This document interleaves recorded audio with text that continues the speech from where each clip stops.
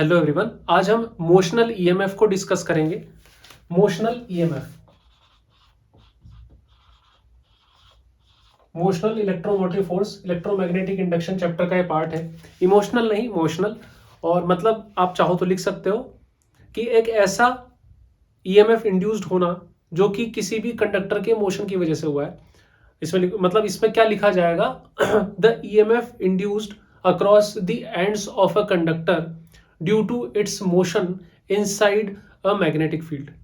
ये इसका आंसर होगा कि जब भी किसी कंडक्टर को मैग्नेटिक फील्ड के अंदर मूव किया जाता है तो इंड्यूस्ड ईएमएफ डेवलप होता है जो कि उसके मोशन की वजह से हुआ है, इसलिए मोशनल ईएमएफ।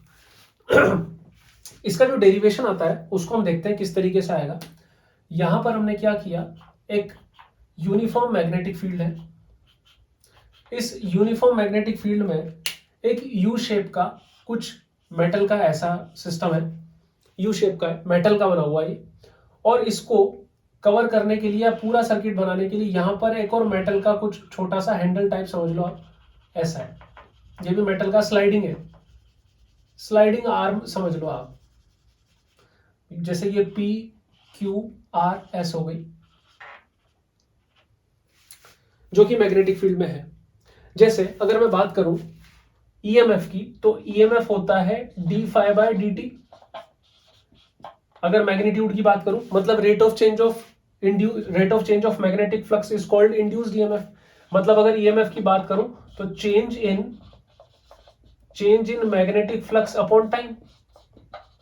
तो अगर यहां पर किसी मेटल के मूव होने से मैग्नेटिक फ्लक्स में चेंज आया टाइम के साथ, तो यस यहां पर इंड्यूस्ड ईएमएफ डेवलप होगा। तो हमें यही देखना है कि क्या मैग्नेटिक फ्लक्स में चेंज आ रहा है या नहीं।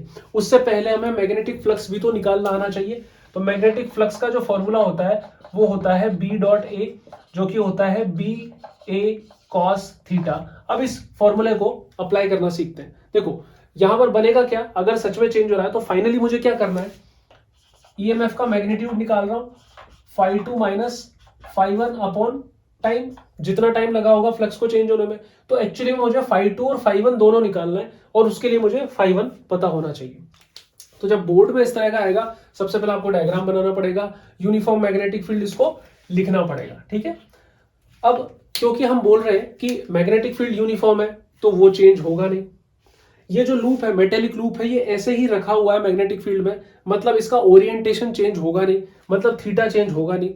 तो चेंज क्या होना चाहिए, सिर्फ इसका एरिया। और एरिया आसानी से चेंज हो जाए इसलिए हमने ये जो आर्म है पी क्यू पी एस ये बनाई है, जो कि स्लाइड कर सकती है लेफ्ट में भी राइट में भी। और ये फ्रिक्शन लेस बना रहे हैं।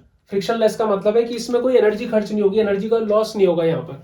तो इस आर्म को हम जैसे ही बढ़ाना चालू करेंगे तो यहाँ पर एरिया इंक्रीज होने लगेगा इस लूप का, loop P Q R S का। इसी को लूप क्यों बोल रहा हूं, क्योंकि यही एंड पे कनेक्टेड है, यही पूरा बंद है जहां पर करंट फ्लो हो सकती है, क्लोज सर्किट है। यहां थोड़ी फ्लो होगी पीछे। इसको बिल्कुल छोटा कर दूं तो छोटे लूप में फ्लो होगी, बाहर वाले में नहीं होगी। क्लोज तो करना जरूरी ना, एक क्लॉकवाइज या एंटी क्लॉकवाइज तो करंट फ्लो होगी, क्लोज होना जरूरी है। तो इसको हम बाहर की तरफ लेके जा रहे हैं वी वेलोसिटी से।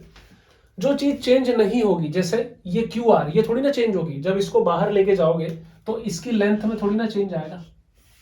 मान लो किसी टाइम टी पर ये x था, ये आर एस की डिस्टेंस x थी। अब आप इसको v वेलोसिटी से चला रहे हो तो ये आगे चला जाएगा, थोड़ा सा यहां चला गया, इस जगह मान लो यहां आ गया, इस जगह आ गया, dx आगे आ गया। तो क्या आपको नहीं लगता कि dx जब आगे जाएगा तो एरिया थोड़ा सा इंक्रीज हो जाएगा, मतलब एरिया में तो चेंज हो जाएगा, और एरिया में चेंज हुआ तो फ्लक्स में चेंज, फ्लक्स में चेंज हुआ तो ईएमएफ इंड्यूस्ड होगा। चलो अब सबसे पहले फाई वन निकालता हूं।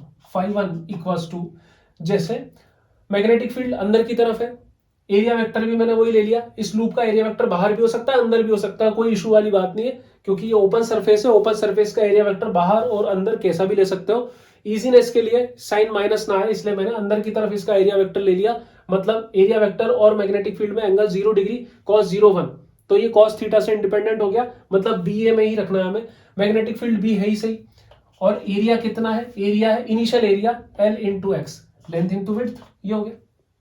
उसके बाद अगर मैं बात करूं फाई टू की, तो मैग्नेटिक फील्ड वही है, ये लेंथ वही है लेकिन ये चेंज हो गई, इतना आगे चला गया, ये हो गया x प्लस डी एक्स।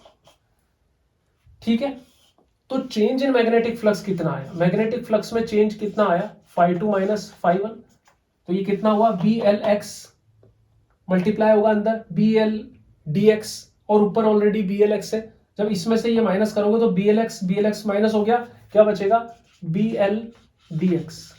ये चेंज इन मैग्नेटिक फ्लक्स आया।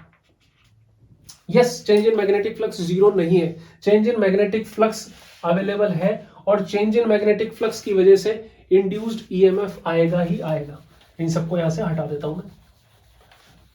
इंड्यूस्ड ईएमएफ आएगा तो कितना आएगा, अगर उसका मैग्नीट्यूड निकाले तो हम चेंज इन मैग्नेटिक फ्लक्स मतलब बी एल डी एक्स, और कितने टाइम में, मान लो dt टाइम में dx बढ़ा, dt टाइम में dx आगे बढ़ा, तो ये हो गया dt।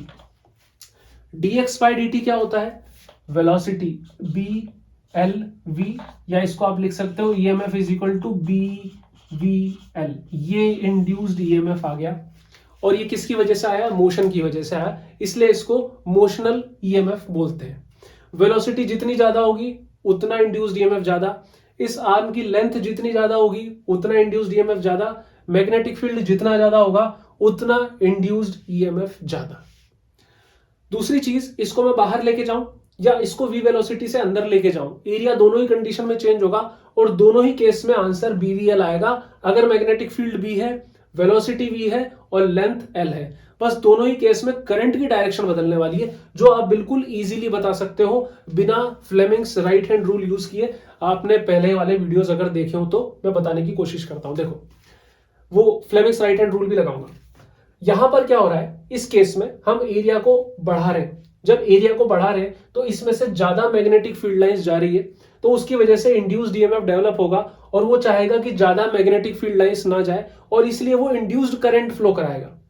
और उस इंड्यूस्ड करंट के फ्लो होने से इसमें पोलैरिटी डेवलप होगी लूप में भी। कैसी होगी कि ज्यादा मैग्नेटिक फील्ड लाइंस एंट्री ना करे।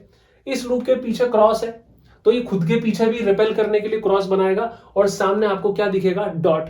डॉट मतलब एंटी क्लॉकवाइज, मतलब घड़ी के डायरेक्शन की अपोजिट डायरेक्शन में करंट फ्लो होगी, मतलब इस तरीके से करंट फ्लो होगी। PQRSP ऐसे। अब फ्लेमिंग्स राइट हैंड रूल लगा दूं, ये उंगली बताती है मैग्नेटिक फील्ड को, अंदर की तरफ है मैग्नेटिक फील्ड, ये बताता है मोशन को, इस पे PS पे कर रहा हूं मैं, PS ही तो मूव कर रहा है, अंदर की तरफ मैग्नेटिक फील्ड, मोशन ऐसा, करंट इस तरीके से फ्लो होगी, वही चीज आई। ठीक, अगर हमें करंट निकाल लियो, मान लो इसका पूरा रेजिस्टेंस जो है R है, तो करंट कितनी होती है, वोल्टेज अप्लाइड या EMF अपॉन रेजिस्टेंस, तो E बाय R, मतलब BVL बाय R, ये हो गई करंट। आपसे पूछा जाए कि कितनी फोर्स कितना लगाना पड़ेगा आपको या पावर कितनी डिसिपेट होगी, वो भी निकाला जा सकता है P equals to I square R से। देखो, पावर डिसिपेट निकालनी है P equals to I square R से। आई तो ये रहा, B square V square L square upon R square multiply by R, तो P इक्वल्स टू कितना आ गया, B square V square L square by R। ये पावर डिसिपेटेड आ गई। एक और तरीके से पावर डिसिपेशन हम निकाल सकते हैं, यहां मैं ऊपर लिख देता हूं, E is equal to BVL, E equals to BVL और मैग्नीट्यूड है ये इसका। देखो, एक और तरीके से मैं पावर निकालने की जो बात कर रहा हूं, उसके लिए हमें क्या करना है, पहले फोर्स निकाल के देखते हैं कि इसको मूव करने के लिए फोर्स कितना चाहिए। तो कोई करंट कैरिंग कंडक्टर जब किसी मैग्नेटिक फील्ड में मूव करता है तो उसको फोर्स कितना चाहिए होता है, F equals to BIL sine theta, जहां पर B मैग्नेटिक फील्ड है, I current flowing through it जो कि I है, और L उसकी लेंथ जो कि L है, और साइन थीटा उस कंडक्टर और मैग्नेटिक फील्ड के बीच का एंगल। कंडक्टर ऐसे मूव कर रहा है, मैग्नेटिक फील्ड अंदर की तरफ है, दोनों के बीच में एंगल 90 डिग्री है, साइन 91 हो गया, तो F इक्वल्स टू क्या आ गया, सिंपली BIL आ गया। और कितना I कितना है, BVL बाय R, तो कितना हो गया, B स्क्वायर VL, भाई I की जगह BVL बाय R है ना, और L square BVL square by R, ये आ गया force, BL square V by R force. अब अगर आपको यहां से भी पावर निकालनी है तो पावर इज इक्वल टू होता है फोर्स इंटू वेलोसिटी। फोर्स कितना है, B square VL by R और वेलोसिटी V, तो आ गया B square V square L square by R। Again यही फॉर्मूला आ गया, सिंपल।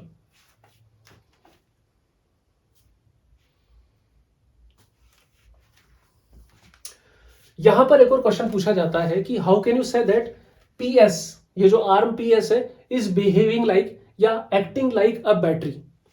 बहुत इंपॉर्टेंट चीज है, समझना इसको।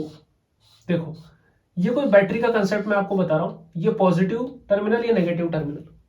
करंट जो है पॉजिटिव टर्मिनल से फ्लो होते हुए नेगेटिव टर्मिनल पे आता है, उसके बाद रुकता नहीं है, उसके बाद सर्किट तो पूरा करना ही है ना, तो अंदर इलेक्ट्रोलाइट से फ्लो होते हुए सामने जाता है। तो मतलब अंदर भी करंट फ्लो होती है बैटरी की और बाहर भी करंट फ्लो होती है, तब जाके तो सर्किट कंप्लीट होता है। तो आप सोचो, बैटरी के बाहर पॉजिटिव टर्मिनल से नेगेटिव टर्मिनल करंट फ्लो हो रही है, जबकि बैटरी के अंदर नेगेटिव टर्मिनल से पॉजिटिव टर्मिनल करंट फ्लो हो रही है। बैटरी के अंदर देखो ना, यहां से जाके यहां फिर वापस जाएगा, इंटरनल रेजिस्टेंस को फेस करता हुआ ये पूरी करंट ऐसे फ्लो होती रहेगी। तो यहां पर जो करंट फ्लो हो रही है PQRS, P से R, मतलब P जो है पॉजिटिव टर्मिनल की तरह बिहेव कर रहा है और S जो है नेगेटिव टर्मिनल की तरह बिहेव कर रहा है। मतलब P वाला जो पार्ट है पॉजिटिवली चार्ज हो जाएगा और S वाला जो पार्ट है नेगेटिवली चार्ज हो जाएगा। ये बात बड़ा ध्यान से समझने की। यहाँ पर अगर इसको अंदर की साइड लेके जा रहा होता, अंदर लेके जा रहा होता तो क्या हो जाता, एक बार वो भी करके बताता हूं, इसको सबको मिटाता हूं। देखो, इसको अंदर लेके जा रहा हूं, जब अंदर लेके जा रहा हूं तो एरिया छोटा हो रहा है, एरिया छोटा हो रहा है तो ज्यादा मैग्नेटिक फील्ड लाइन अट्रैक्ट करने की कोशिश करवाएगा इंड्यूस्ड ईएमएफ। तो मतलब पीछे क्रॉस है तो ये अपने पीछे डॉट बनाएगा और आपको सामने क्रॉस दिखेगा, क्रॉस मतलब क्लॉकवाइज। या फ्लेमिंग्स राइट हैंड रूल की मदद से मैग्नेटिक फील्ड की डायरेक्शन अंदर, मोशन ऐसा, तो करंट की डायरेक्शन ऐसे, इस तरीके से ये P और ये S। तो इस केस में S से करंट निकल रही है, P में जा रही है, मतलब S कैसा बिहेव करेगा, पॉजिटिव टर्मिनल की तरह, और P कैसा बिहेव करेगा, नेगेटिव टर्मिनल की तरह। यहां आप कंफ्यूज मत हो जाना एग्जाम में कि नेगेटिव से पॉजिटिव भी करंट फ्लो होती है क्या। यस होती है, अगर वो चीज बैटरी है तो ये PS जो है बैटरी की तरह बिहेव कर रहा है। अब क्वेश्चन करते हैं, ये क्वेश्चन है जो कंपिटिटिव एग्जाम में आया हुआ है। यहां पर एक लूप दे रखा है, मेटेलिक लूप, PQRS ले लेते हैं, कंफ्यूज मत हो जाना, ये भी आर ये रेजिस्टेंस है। ये जो लूप है इसकी जो आर्म है PS, इसको 5 मीटर पर सेकेंड की कांस्टेंट वेलोसिटी से बाहर की साइड मूव किया जा रहा है और यहाँ पर मैग्नेटिक फील्ड है जो कि कांस्टेंट है। देखो यहाँ पर कहीं X Y Z या टाइम वाइम नहीं आ रहा, ये टेस्ला है, टाइम नहीं है। 0.4 टेस्ला का magnetic field perpendicular to the plane inwards है, मतलब अंदर की तरफ है, ऐसा क्रॉस, ऐसा मैग्नेटिक फील्ड है।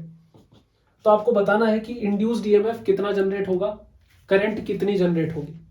और जो इसी में सेकंड क्वेश्चन था वो ये था कि अगर हम वेलोसिटी को जस्ट अपोजिट कर दें तो क्या करंट की डायरेक्शन चेंज होगी और करंट का मैग्नीट्यूड भी चेंज होगा क्या, ये क्वेश्चन। तो सबसे पहले हम इंड्यूस्ड ईएमएफ निकालते हैं। मोशनल ईएमएफ वाला केस है क्योंकि मोशन किया जा रहा है, कंडक्टर के मोशन से उसके एंड्स के अक्रॉस जो ईएमएफ इंड्यूस होता है उसको मोशनल ईएमएफ बोलते हैं। तो E इक्वल्स टू क्या हो जाएगा, BVL, मैग्नेटिक फील्ड कितना है 0.4 मल्टीप्लाई बाय वेलोसिटी 5 और लेंथ कितना है 25 सेंटीमीटर, मीटर में करना पड़ेगा, ये गया पॉइंट, 25 4 जा 100, 100 मल्टीप्लाई बाय 5 अपॉन 1000 तो कितना आ गया 0.5। EMF is equal to 0.5 volt. Current कितनी आ जाएगी E बाय R, E कितना है 0.5, R कितना है तो 0.1 एम्पियर। और ये जो करंट फ्लो होगी फ्लेमिंग्स राइट हैंड रूल से आप निकाल सकते हो। Fleming right hand rule, velocity बाहर की तरफ है, मैग्नेटिक फील्ड अंदर की तरफ है, करंट फ्लो होगी PSRQ, PSRQ, ये फ्लो होगी करंट की डायरेक्शन इस तरीके से। अब जो सेकंड क्वेश्चन था इसी में कि अगर वेलोसिटी को अपोजिट कर दिया जाए तो क्या करंट के मैग्नीट्यूड में कोई फर्क पड़ेगा, नहीं, कोई फर्क नहीं पड़ेगा क्योंकि ना तो मैग्नेटिक फील्ड चेंज किया, ना वेलोसिटी की मैग्नीट्यूड चेंज करी, ना लेंथ चेंज करी। तो करंट अगेन 0.1 एम्पियर होगी, लेकिन करंट की डायरेक्शन बदल जाएगी और वो QRSP फ्लो होगी, QRSP, अगर वेलोसिटी जस्ट अपोजिट कर दी जाए तो। इसमें क्वेश्चंस तो बहुत सारे बनते हैं, मैं लूंगा सिर्फ क्वेश्चन ही क्वेश्चन लूंगा वरना वीडियो बहुत ज्यादा बड़ा बन जाएगा। बस मेरे को आइडिया बताना था। मिलते हैं नेक्स्ट वीडियोस में। मैं बहुत जल्दी ही मॉडर्न फिजिक्स स्टार्ट करने वाला हूं जिसमें सबसे पहले मैं एटम चैप्टर के वीडियोस डालूंगा। शॉर्ट वीडियोस होंगे, बहुत ज्यादा लेंथी में नहीं कराने वाला, टू द पॉइंट वीडियोस होंगे, बोर्ड के एग्जाम के लिए बहुत ही अच्छे होंगे। वरना बड़े बड़े वीडियोस तो आपको सब मिलते ही हैं, वैसा मेरे को डालना नहीं है, टू द पॉइंट बात करूंगा। तो सब्सक्राइब जरूर करना अगर वो वीडियोस देखने तो, ताकि आपको टाइम पर मिलते रहे नोटिफिकेशन, और इसके लिए बेल आइकन जरूर दबा देना। Thank you.